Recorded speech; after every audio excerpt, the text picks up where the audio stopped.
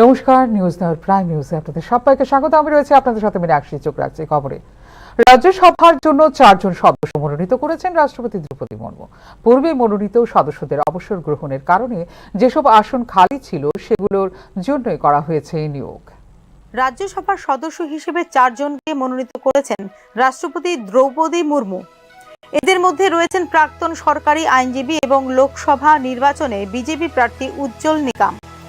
26/11 মুম্বাই হামলা সহ অনেক হাই প্রোফাইল মামলায় সরকারি আইনজীবী ছিলেন উজ্জ্বল নিকাম।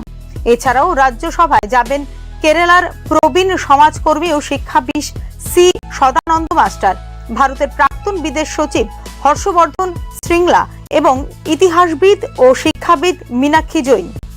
পূর্বে মনোনীত সদস্যের অবসর গ্রহণের কারণে যেসব আসন খালি ছিল সেগুলির জন্য করা হয়েছে এই নিয়োগ।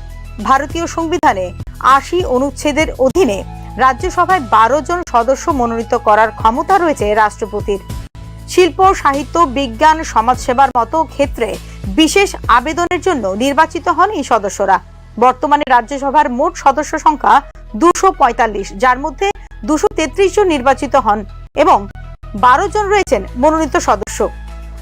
উল্লেখ করা যেতে পারে 2টি কক্ষ লোকসভা এবং রাজ্যসভা নিয়ে গঠিত ভারতীয় সংসদ। রাজ্যসভা হলো সংসদের উচ্চ কক্ষ।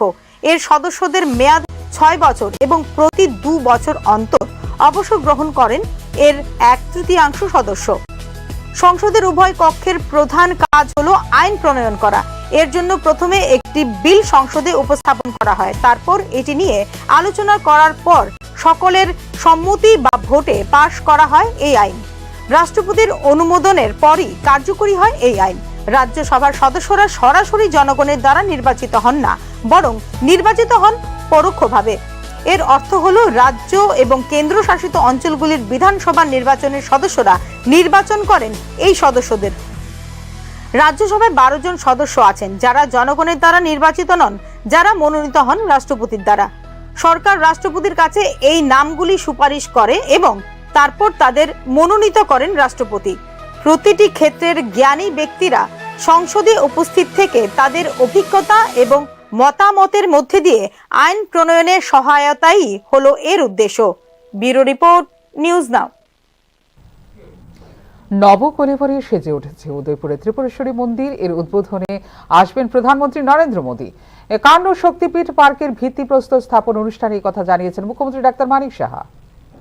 রবিবার বহু প্রতীক্ষিত 51 শক্তিপীঠ পার্কের ভিত্তিপ্রস্তর স্থাপন করেন মুখ্যমন্ত্রী ডক্টর মানিক সাহা।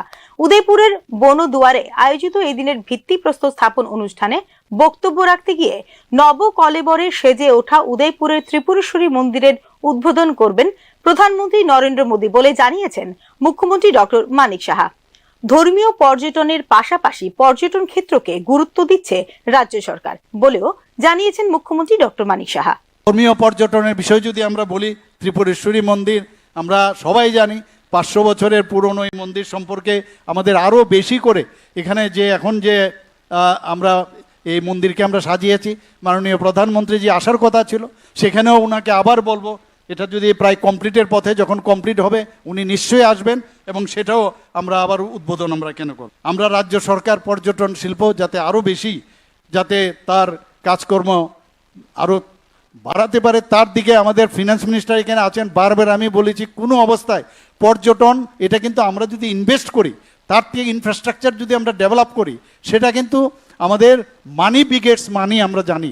সেখানে যদি আমরা খরচ করি তাহলে তার থেকে কিন্তু আরও বেশি আর্থিকভাবে আমরা উন্নতি করতে পারি। সেই জন্য আমি আমাদের মাননীয় বিত্তমন্ত্রীকে আমাদের ধন্যবাদ দেব যে উনিও আমার সাথে একমত, বলে যে না এই বিষয় যে আমাদের পর্যটনের যে ডিপার্টমেন্ট আছে তার জন্য যখনই আবেদন আসে সেই দিকে 51 পীঠ পার্ককে মনের পর্যটন ক্ষেত্র হিসেবে গড়ে তোলার পরিকল্পনা রয়েছে রাজ্য সরকারের। এক্ষেত্রে গুণগত মান বজায় রেখে কাজ করার নির্দেশও এদিন দিয়েছেন মুখ্যমন্ত্রী ডক্টর মানিক সাহা। এই পার্কে গড়ে উঠবে বিশ্বের সবচেয়ে উচ্চতম নটরাজ মন্দির, জানিয়েছেন মুখ্যমন্ত্রী। জায়গায় ওয়ার্ল্ড স্ট্যান্ডার্ড হতে হবে, যাকে কেন্দ্র করে সারা পৃথিবীর মানুষ জানবে এবং দেশ বিদেশের সমস্ত লোক এখানে আসবে। এবং আজকে এখানে আমি যেটা দেখলাম যে ইউপি জল বোর্ডের যে একটু আগে আমরা যে ভিডিওটা দেখলাম, এবং আমি ওখানে বলেছিলাম ওনাকে যে মাননীয় প্রধানমন্ত্রীজি যে উনি চাইছেন যে এরকম একটা আমাদের পর্যটনের একটা স্থল হোক, আমার মনে হয় যে এখানে এটা সম্ভব হবে। এবং আপনারা, আমি বলেছি যেন কোয়ালিটি সেটা বজায় থাকে, এবং সব দিক দিয়ে এখানে নটরাজের মূর্তিও বলা হয়েছে সবচেয়ে উচ্চতম বিশ্বের মধ্যে, ভারতবর্ষের সব জায়গার এখানে সবচেয়ে উচ্চতম একটা নটরাজের মন্দির এখানে তৈরি হবে। তো আমার মনে হয় যে এইরকম একটা অবস্থায় আমি এখানে যারা এই কার্ড পেয়েছেন তাদেরকে আমি বলবো যে সবাই এদিকে নজর রাখবেন, যেটা সারা ভারতবর্ষে তথা সারা পৃথিবীর মানুষ এই যে আমাদের 51 শক্তিপীঠ সম্পর্কে 51টি শক্তিপীঠ পার্ক প্রকল্পের লক্ষ্য হলো একটি প্রাকৃতিক পার্ক স্থাপনের মাধ্যমে 51টি শক্তিপীঠের প্রতিরূপ তৈরি করা। ভারতীয় উপমহাদেশের বিভিন্ন স্থানে শক্তিপীঠ মন্দিরের প্রতিরূপ প্রদর্শিত হবে এই পার্কটিতে। হিন্দু ধর্মে শক্তি পূজার সাথে সম্পর্কিত সমৃদ্ধ সাংস্কৃতিক এবং আধ্যাত্মিক ঐতিহ্যকে তুলে ধরার পাশাপাশি পর্যটনকে কেন্দ্র করে রাজ্যের আর্থ সামাজিক উন্নয়নের লক্ষ্যেই এই উদ্যোগ নিয়েছে রাজ্য সরকার। প্রায় 98 কোটি টাকায় গোমতী জেলার উদয়পুরের মহকুমার ফুলকুমারী মৌজায় 14.22 একর জমির ওপর গড়ে তোলা হবে 51 শক্তিপীঠের প্রতিরূপ। স্বদেশ দর্শন প্রকল্পে নির্মীয়মান এই 51 শক্তিপীঠ পার্কটির দূরত্ব উদয়পুরের ত্রিপুরেশ্বরী মন্দির থেকে মাত্র 3 কিলোমিটার। ব্যুরো রিপোর্ট, নিউজ নাও। বাড়ানো হলো চা শ্রমিকদের মজুরি। গোটা রাজ্যে রয়েছে 9,000 শ্রমিক পরিবার, এদের মধ্যে 3,166টি পরিবারকে দেওয়া হয়েছে জমির মালিকানা। চা শ্রমিকদের মজুরি বাড়ানোর জন্য রবিবার শ্রমমন্ত্রী টিঙ্কু রায়কে কৈলাসহরের বিবেকানন্দ হল ঘরে বর্ণাঢ্য এক অনুষ্ঠানের মধ্য দিয়ে দেওয়া হয় সংবর্ধনা। অনুষ্ঠানে বক্তব্য রাখতে গিয়ে জমির পাট্টা প্রদান সহ বিজেপি সরকারের কাজ বিস্তৃতভাবে তুলে ধরেন তিনি।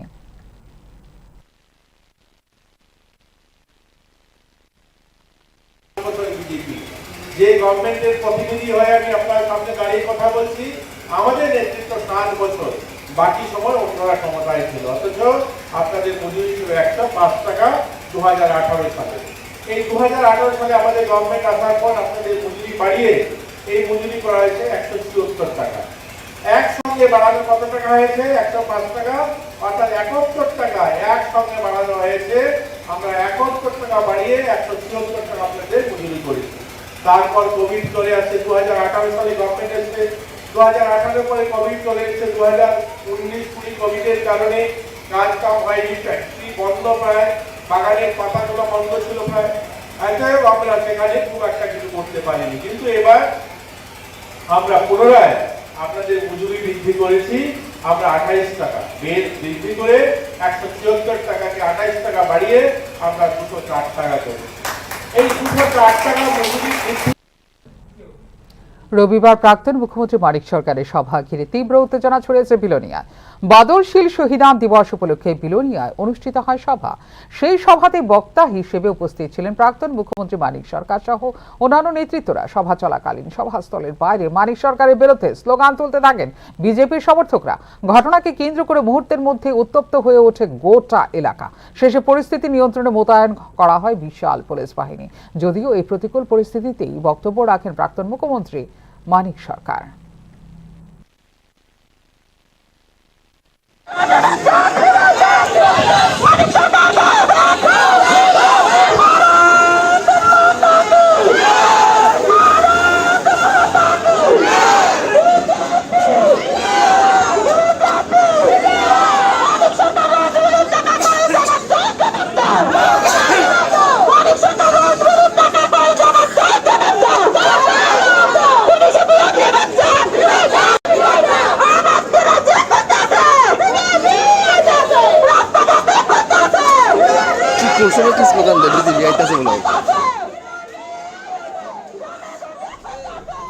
পানীয় জলের অভাবে ভুগছেন খোদ মুখ্যমন্ত্রী এলাকার মানুষ। এক্ষেত্রে সংশ্লিষ্ট আধিকারিকদের ভূমিকা নিয়ে ক্ষোভ প্রকাশ করলেন পুরো এলাকার 32 নম্বর ওয়ার্ডের বাসিন্দারা। আগরতলা পুর নিগমের ৩২ নম্বর ওয়ার্ড হলো স্বয়ং মুখ্যমন্ত্রীর বিধানসভা এলাকার অন্তর্ভুক্ত, অথচ এই ওয়ার্ডেই পানীয় জলের অভাবে ভুগতে হচ্ছে বলে অভিযোগ করলেন সংশ্লিষ্ট এলাকাবাসী।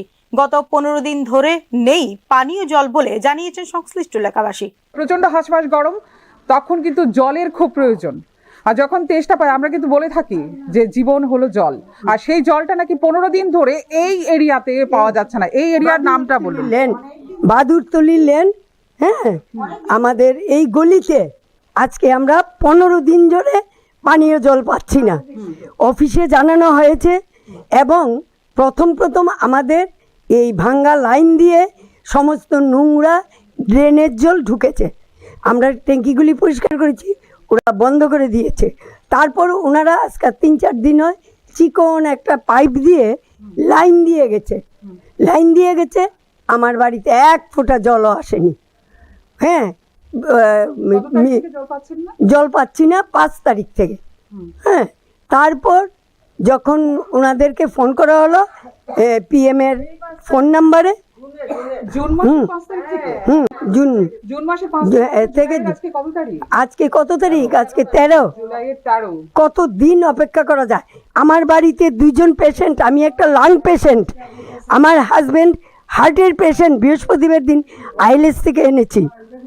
আমরা মুখ্যমন্ত্রী বিধায়ক আমার এলাকার, কেন আমি মুখ্যমন্ত্রী বিধায়কের এলাকা থেকে আমি পানীয় জল পাবো না, তার সদুত্তর আমি চাই। জল না পেলেও জল কর ঠিকই দিতে হয় বলে অভিযোগ করলেন এলাকাবাসী। তবু তো 6 মাস ধরে জল পাইনি। আমরা একটু ভিতরে 6 মাস ধরে আমি জল পাইনি। এখন মেইন প্রবলেম হচ্ছে পাইপটার মধ্যে ড্রেনের জল পাঞ্চ হয়ে আছে। ড্রেনের জল পাঞ্চ হয়ে আছে, এখন ড্রেনের জল ঢুকছে। আমরা বলেছি অনেকবার, ওরা আসে একবার করে কি করে দিয়ে চলে যায়, আবার যেই কেসেই। এখন আমরা জল পাচ্ছি না, আমরা এখন টিউবওয়েলের জল তুলি, সেই নোংরা জল, কিছু করার নেই। কিন্তু ট্যাক্স তো আমাদের দিতেই হবে। এখন তো ট্যাক্স আমরা দিয়েই যাচ্ছি। জল অটল জলধারার পাইপলাইন সরু, যা দিয়ে আসে না পর্যাপ্ত পরিমাণ জল বলে অভিযোগ স্থানীয় এলাকাবাসীদের। জল সেটা না এসে অটল জলধারা পাইপলাইন দিয়ে আসে। অটল জলধারা পাইপলাইন হচ্ছে একদম সরু, এর জন্য এই প্রবলেমটা। এখনের যে প্রবলেম, যেটা অটল জলধারার যে পাইপলাইন দেখেন, এটা একদম সরু। এই সরু পাইপলাইনে তো জল আসে না। এখন আপনারা কি চাইতেছেন? আমাদের যে পাইপলাইন আগে ছিল সেরকম ভাবে পাইপলাইন করে সেইভাবে দিয়ে না দিলে তো আমরা জল পাবো না। শিশু বিহারে যে আমাদের গভর্নমেন্টের আগের যে পাইপলাইন ছিল সেরকম দিলে ভালো হয়।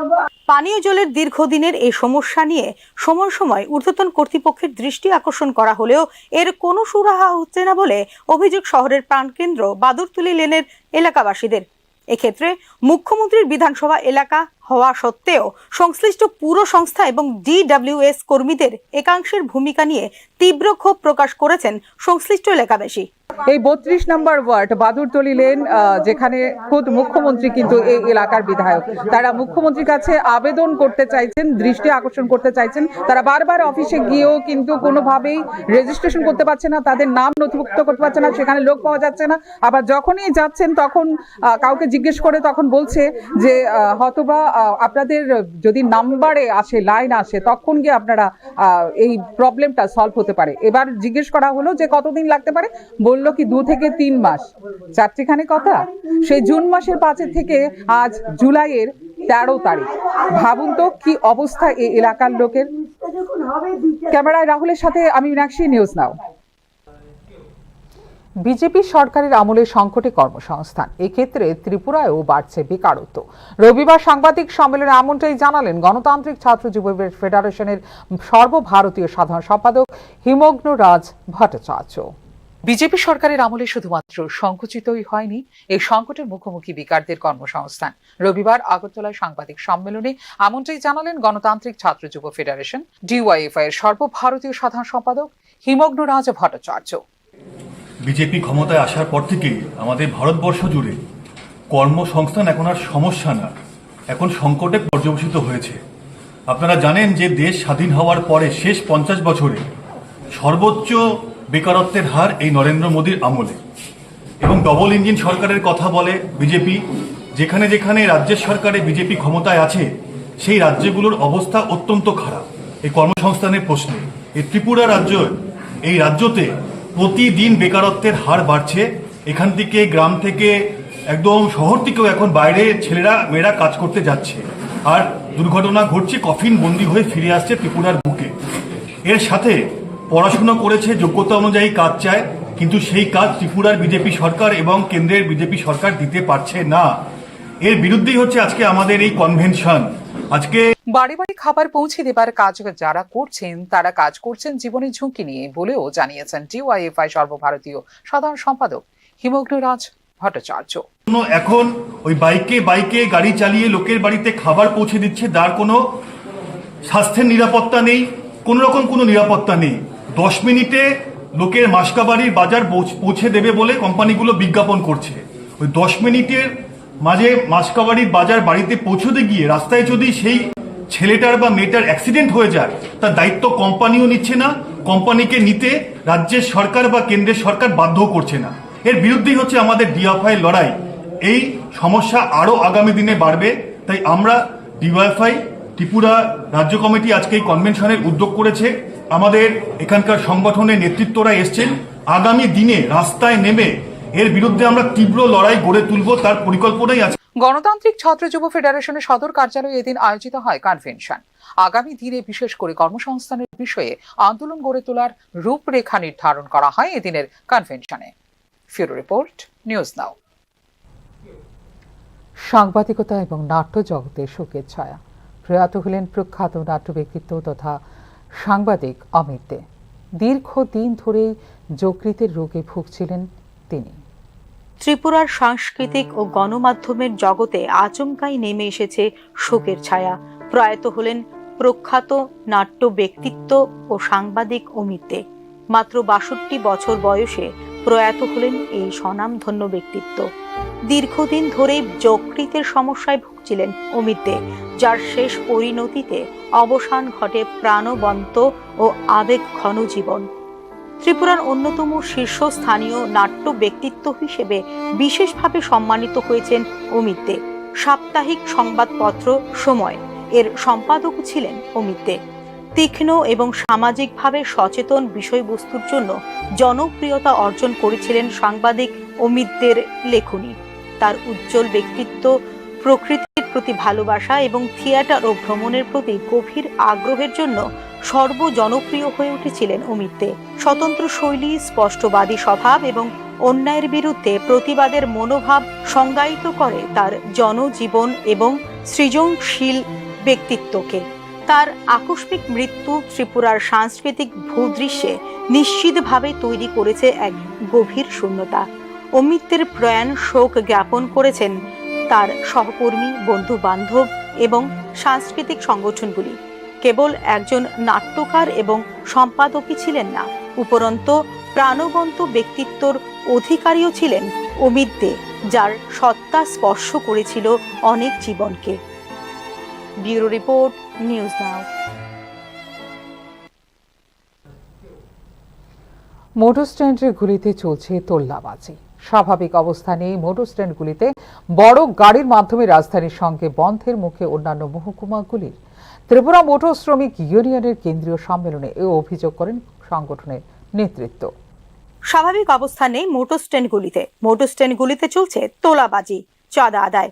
ত্রিপুরা মোটর শ্রমিক ইউনিয়নের কেন্দ্রীয় সম্মেলনে এই অভিযোগ করেন সংগঠনের নেতৃত্ব। আগরতলার মুক্তধারা প্রেক্ষাগৃহে আয়োজিত হয় এদিনের সম্মেলন। কল্পনাবতী বামফ্রন্ট সরকারের সময় আমরা সোসাইটি করে দিয়েছিলাম, মালিক, সমস্ত ট্রেড ইউনিয়নগুলো প্রতিনিধি, মালিকের প্রতিনিধি আর সরকার, এই ছিল গিয়ে সোসাইটিগুলো। এখানে প্রচুর অর্থ থাকতো, মোটর স্ট্যান্ডগুলো ডেভেলপ তারা করেছেন। আর এখন এই সোসাইটি এগুলো শেষ, সমস্ত ধ্বংস করে দিয়ে আগের টাকা পয়সা আত্মসাৎ করে গোটা মোটর স্ট্যান্ডগুলোতে তোলাবাজি চলছে। এগুলির প্রতিবাদ করতে গেলে তারা আক্রান্ত হয়, রক্তাক্ত হয়। প্রায়শই দেখবেন মোটর স্ট্যান্ডগুলোতে সেই সংঘর্ষের ঘটনা ঘটছে। মূলত এগুলি কিন্তু তোলাবাজিকে কেন্দ্র করে, এবং এইটা চলছে শাসক দলের যে সংগঠন, তাদের মধ্যে এই তোলাবাজিটা চলছে। বিজেপি দলের যে শাসক দলের যে সংগঠন, এটা চলছে। অর্থাৎ একটা স্বাভাবিক অবস্থা মোটর স্ট্যান্ডগুলোতে নেই, এবং তাদের কথায় চলতে হবে, এবং সেখানে গিয়ে প্রতি মাসে বিরাট অঙ্কের চাঁদা নেয়। এগুলো চলছে। লোকসানে চলছে বড় গাড়িগুলি, প্রেক্ষিতে বড় গাড়ির মাধ্যমে রাজধানীর সঙ্গে মহকুমাগুলির যোগাযোগ ব্যবস্থা বিপন্ন।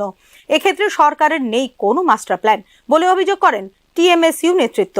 আগে আমরা দেখতাম যে নিয়মিত একটা মহকুমা থেকে আরেকটা, বিশেষ করে স্টেট হেডকোয়ার্টার বা ক্যাপিটাল থেকে রাজ্যের প্রতিটি মহকুমায় সাথে যোগাযোগের জন্য বিশেষ করে বাস, বড় গাড়ি, সেগুলো যোগাযোগের একটা গুরুত্বপূর্ণ মাধ্যম ছিল। কিন্তু এখন এই জায়গার সাথেই রাজ্য রাজধানীর যোগাযোগ ব্যবস্থা, বেলা 2টোর পর আর আমার যদি গন্ডাছড়ার মানুষ আসেন বা অন্যান্য মহকুমার দূরবর্তী মহকুমাগুলোর মানুষ আসেন, তারা আর আগরতলা থেকে যেতে পারেন না, বা ওইখান থেকে সেখানে আগরতলা আসার ক্ষেত্রে সমস্যা হয়ে যায়। এরকম অনেকগুলো মহকুমার সাথেই আছে। তাহলে সেই জায়গাগুলোতে বড় গাড়ি এখনও চলার অনেক সুযোগ আছে। কিছুটা হলো এই জায়গাটা আমাদের সরকারের দূরদৃষ্টির অভাবের জন্যই এই সমস্যাগুলো সেখানে তৈরি হচ্ছে। বর্তমানে পরিবহন শিল্প আক্রান্ত বলে উঠে আসে ত্রিপুরা মোটর শ্রমিক ইউনিয়নের এদিনের সম্মেলনে। বিশেষ করে পেট্রোল এবং ডিজেলের দাম বৃদ্ধি, ট্যাক্স বৃদ্ধি কয়েক গুণ, এছাড়া যানবাহনের যন্ত্রাংশের দাম বৃদ্ধির ফলে পরিবহন শিল্প বিপদের সম্মুখীন বলে উঠে আসে এদিনের সম্মেলনে। এক্ষেত্রে সরকারের ভূমিকার ও সমালোচনা করে ত্রিপুরা মোটর শ্রমিক ইউনিয়ন। ব্যুরো রিপোর্ট, নিউজ নাও।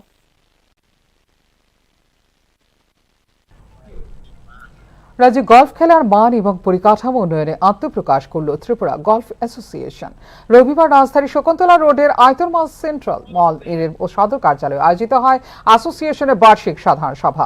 ডেভিড দেববর্মা সংস্থার সভাপতি, ডাক্তার বিশ্বেন্দু ভট্টাচার্য সহ সভাপতি এবং সুশান্ত দেববর্মা সম্পাদক হিসেবে নির্বাচিত হন এদিনের বার্ষিক সাধারণ সভায়।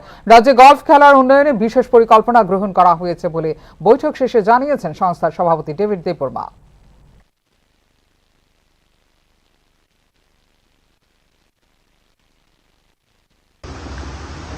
আজকে আমরা গলফ অ্যাসোসিয়েশন অফ ত্রিপুরার প্রথম রাজ্য কমিটি সম্পূর্ণ করেছি। এই কমিটিতে আমি ডেভিড দেববর্মা স্টেট প্রেসিডেন্ট হয়েছি। আমার ডান দিকে ডক্টর বিষ্ণু ভট্টাচার্য, উনি ভাইস প্রেসিডেন্ট, আর ডক্টর বৈদ্য আর ব্যাংকার, আর সুশান্ত দা আমাদের সেক্রেটারি হয়েছে, ম্যাডাম জয়েন্ট সেক্রেটারি হয়েছে, উনি এক্সিকিউটিভ মেম্বার হয়েছে। এই গল্পের উদ্দেশ্য আর আগামী দিনে রাজ্যে গল্ফকে নিয়ে আরও ভালোভাবে স্পোর্টস ইনফ্রাস্ট্রাকচার তৈরি করা আর গল্ফকে নিয়ে আরও উন্নতভাবে এগিয়ে নিয়ে যাওয়ার জন্য এই কমিটিতে বানানো হয়েছে। আমরা বিশ্বাস করি আগামী দিনে গলফ অ্যাসোসিয়েশন অফ ত্রিপুরা রাজ্যে না শুধু আর দেশে আর ইন্টারন্যাশনালি আমাদের একটা রিপ্রেজেন্টেশন থাকবে, সেই ইচ্ছা নিয়ে আজকে এই কমিটিতে করা হয়েছে। দিল্লিতে এখনও নিখোঁজ রাজ্যের পড়ুয়া স্নেহা দেবনাথ নিখোঁজের ঘটনার বিষয়ে এবার হস্তক্ষেপ করেন মুখ্যমন্ত্রী ডাক্তার মানিক সাহা। ত্রিপুরা সাবরুমের 19 বছর বয়সী স্নেহা দেবনাথ নিখোঁজের ঘটনায় শেষ পর্যন্ত হস্তক্ষেপ করলেন মুখ্যমন্ত্রী ডাক্তার মানিক সাহা। এক্ষেত্রে স্নেহা দেবনাথের নিখোঁজের বিষয়টিতে অবিলম্বে পদক্ষেপ নেবার জন্য পুলিশ প্রশাসনকে নির্দেশ দিয়েছেন মুখ্যমন্ত্রী। সাবরুমের বাসিন্দা স্নেহা দেবনাথ, যিনি নয়াদিল্লিতে নিখোঁজ হয়েছেন বলে জানা গেছে, তার রিপোর্ট মুখ্যমন্ত্রীর কার্যালয়ের নজর এসেছে। এরপর অবিলম্বে এবং যথাযথ ব্যবস্থা নেওয়ার জন্য প্রয়োজনীয় নির্দেশনা জারি করা হয়েছে পুলিশকে বলে জানিয়েছেন মুখ্যমন্ত্রীর কার্যালয়। 7 জুলাই ভোর 5:56 পরিবারের সাথে শেষবারের মতো কথা বলেছিলেন স্নেহা দেবনাথ। আত্মারাম সনাতন ধর্ম কলেজের প্রথম বর্ষের ছাত্রী স্নেহা দেবনাথের নিখোঁজ হবার ঘটনায় তীব্র উৎকণ্ঠায় রয়েছে তার পরিবার। 7 জুলাই বন্ধু পিটুনিয়ার সাথে সরাই রহিলা রেলওয়ে স্টেশনে যাবেন বলে প্রথমে রুমমেট এবং পরবর্তী সময়ে সাবরুমে তার পরিবারকে জানিয়েছিলেন স্নেহা দেবনাথ। সেদিন ভোর 5:56 সাবরুমে তার পরিবারের কাছে একটি ফোনও করেছিলেন তিনি। তবে যখন 8:45 আবার তার সাথে যোগাযোগ করার চেষ্টা করা হয়, তখন তার ফোন বন্ধ পাওয়া যায় বলে জানিয়েছেন স্নেহার পরিবার। তারপরেই এতে বেড়ে যায় উদ্বেগ। পরবর্তী সময়ে জিজ্ঞাসাবাদের পর তারা জানতে পারেন যে পূর্ব পরিকল্পনা অনুযায়ী সেই সকালে পিটুনিয়ার সাথে আর দেখা করেননি স্নেহা। পরে একজন ক্যাব চালককে খুঁজে পেতে সক্ষম হয় স্নেহার পরিবার, যিনি নিশ্চিত করেন যে স্নেহাকে দিল্লির সিগনেচার ব্রিজের কাছে নামিয়ে দিয়েছিলেন তিনি। দিল্লির সিগনেচার ব্রিজ সংলগ্ন এলাকাটি নিরাপত্তার দিক থেকে অত্যন্ত স্পর্শকাতর, যেখানে সীমিত রয়েছে সিসিটিভি বা নজরদারি ক্যামেরা। এক্ষেত্রে নজরদারি ফুটেজের অনুপস্থিতি মারাত্মকভাবে ব্যাহত করছে তদন্তকে। স্নেহার শেষ গতিবিধি শনাক্ত করতে হিমশিম খাচ্ছে দিল্লি পুলিশও। এনডিআরএফ এর সহায়তায় সিগনেচার ব্রিজের 7 কিলোমিটারের ব্যাসার্ধের মধ্যে একটি বিস্তৃত অনুসন্ধান অভিযান শুরু করে দিল্লি পুলিশ। তবে এই প্রচেষ্টায় এখনো পর্যন্ত কোনো উল্লেখযোগ্য সূত্র পাওয়া যায়নি বলে জানিয়েছে পুলিশ। এদিকে সে কোনো ব্যক্তিগত জিনিসপত্র না নিয়ে চলে গেছে এবং গত 4 মাস ধরে কোনো ব্যাংক লেনদেন করেনি, অর্থাৎ তার অ্যাকাউন্ট এখনো অক্ষত রয়েছে বলে জানিয়েছে স্নেহার পরিবার। নিখোঁজ হবার প্রায় সপ্তাহ কেটে গেলেও এখনো পর্যন্ত রাজ্যের পড়ুয়া স্নেহা দেবনাথের খোঁজ না মেলায় শেষ পর্যন্ত বিষয়টিতে হস্তক্ষেপ করেছেন মুখ্যমন্ত্রী doctor Manik Saha. Bureau report, News Now. চিকিৎসা শিক্ষা ক্ষেত্রে এক যুগান্তকারী অগ্রগতিতে ত্রিপুরা শান্তিনিকেতন মেডিকেল কলেজ তাদের প্রথম MBBS ব্যাচে 21টি রাজ্য থেকে শিক্ষার্থী ভর্তি করে স্বীকৃতি অর্জন করেছে বিরল কৃতিত্বের। অভূতপূর্ব এই কৃতিত্বের জন্য world book of records London থেকে আন্তর্জাতিক স্বীকৃতি দেওয়া হয়েছে এই প্রতিষ্ঠানটিকে। কৃতিত্বের স্বীকৃতি স্বরূপ 13 সেপ্টেম্বর 2025 লন্ডনের ব্রিটিশ পার্লামেন্টে অনুষ্ঠিত একটি বিশেষ সংবর্ধনা অনুষ্ঠানে আমন্ত্রণ জানানো হয়েছে এই শিক্ষা প্রতিষ্ঠানের সভাপতি মলয় পিটকে। এই স্বীকৃতি প্রগতিশীল চিকিৎসা শিক্ষার পতাকাবাহী হিসেবে এই শিক্ষা প্রতিষ্ঠানের অবস্থানকে আরো শক্তিশালী করবে বলে জানিয়েছেন ত্রিপুরা শান্তিনিকেতন মেডিকেল কলেজ কর্তৃপক্ষ। উল্লেখ করা যেতে পারে 2024 সালে মোট 150 জন ছাত্রছাত্রী নিয়ে প্রথমবারের মতো MBBS কোর্সের পাঠ্যক্রম চালু হয় ত্রিপুরা শান্তিনিকেতন মেডিকেল কলেজে। সেক্টরে কোভিডের পর আমরা দেখেছিলাম কিভাবে হেলথ সেক্টরে মানুষ কতটা আমাদের অসহায় এবং এই সেক্টর উপযোগী কত জব রয়েছে এবং তার শর্টেজটা আমরা স্বীকৃতি দিতে পারিনি গ্রামীণ ডাক্তারবাবুদের। এনারাও নিজেরা কিছুটা ডিপ্রাইভড যে আমরা কি করে আমাদের জীবন জীবিকা চালাবো। আমরা তেনাদের জন্য একটি প্ল্যাটফর্ম করার কথা বললাম। আপনারা একটা ইউনাইটেড হন, প্ল্যাটফর্ম তৈরি করুন। একদিকে আপনারা আপনার পেশাকে কি করে ডেভেলপমেন্ট করতে পারবেন এ ভাবনা ভাবুন। মানুষকে মেন্টালিটি চেঞ্জ করার ক্ষেত্রে আপনাদের একটা বিশেষ ভূমিকা থাকবে। তা প্রতিটি কর্মসূচির সঙ্গে আপনারা অংশগ্রহণ করুন। তার সঙ্গে লোকালয়ে দেখা মিলল এক বিরল প্রজাতির প্রাণী লজ্জাপতি বানরের। রবিবার খোয়াই উত্তর দুর্গানগর এলাকায় আচমকায় দেখা গেল এই লজ্জাপতি বানরকে। অনেকটাই দুর্লভ প্রজাতির প্রাণী এই লজ্জাপতি বানর কেন বা কিভাবে এসে হাজির হয়েছে লোকালয়ে, এই প্রশ্নই ঘোরাফেরা করছে এলাকাবাসীদের মনে। বন দপ্তরের হাতে তুলে দেওয়া হয় বানরটিকে। এলাকায় চাঞ্চল্য সৃষ্টি হয়েছে তাকে ঘিরে।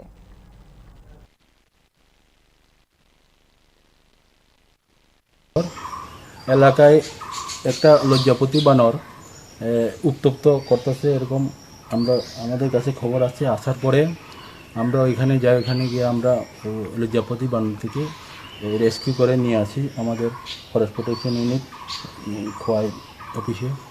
এবং এইটাকে আমরা এখন প্রথমে আমরা ফার্স্ট ট্রিটমেন্ট করব। চিকিৎসা করার পরে আমরা এটাকে খাবার টাবার দেবো, কলা ডলা বা জল টল এগুলো দিয়ে আমরা এগুলোকে তারপরে আমরা আমাদের এই যে সাব ডিভিশনাল ফরেস্ট অফিসারের অনুমতি নিয়ে এটাকে আমাদের রিজার্ভ ফরেস্টের যে কোনো গভীর জঙ্গলে এটাকে ছেড়ে।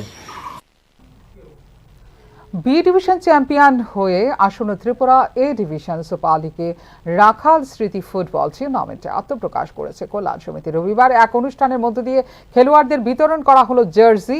অনুষ্ঠানটি ঘিরে উপস্থিত সকলের মধ্যে দেখা যায় উৎসাহ উদ্দীপনা।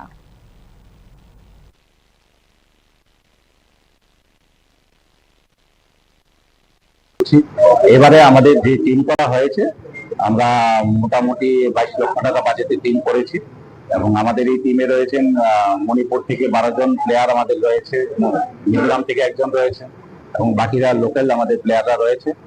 আমরা আশা করছি এবার আমরা ভালো ফুটবল খেলা উপহার দিতে পারবো। দীর্ঘদিন ধরে আমরা টিএফ এর সাথে আমরা জড়িত রয়েছি, এই ত্রিপুরা রাজ্যে ফুটবলের সাথে আমরা দীর্ঘদিন ভাবে জড়িত। আমরা আশা করছি এবার যেহেতু আমাদের প্রথম এ ডিভিশনে খেলা, সুতরাং খুব ভালোভাবে আমরা খেলতে পারবো। এবং কল্যাণ সমিতিকে যেভাবে মাঠে সকলে আশীর্বাদ করেন, সকলে অনেক লোক আসেন আমাদেরকে সাপোর্ট করার জন্য, সেই দর্শকদেরও আমরা আমন্ত্রণ জানাচ্ছি যে আপনারা আসুন এবং কল্যাণ সমিতির খেলা আপনারা দেখুন। যেভাবে আপনারা আশা নিয়ে আসবেন, আশা করি ব্যাহত হবে না, আমরা খুব ভালো একটা খেলা উপহার দেব। ধন্যবাদ। এখনকার মতো এই মুহূর্তের সংবাদ এই পর্যন্ত। অন্যান্য আপডেটস দেখার জন্য অবশ্যই নজর রাখতে হবে নিউজ নাওর পর্দায়। নমস্কার, শুভরাত্রি।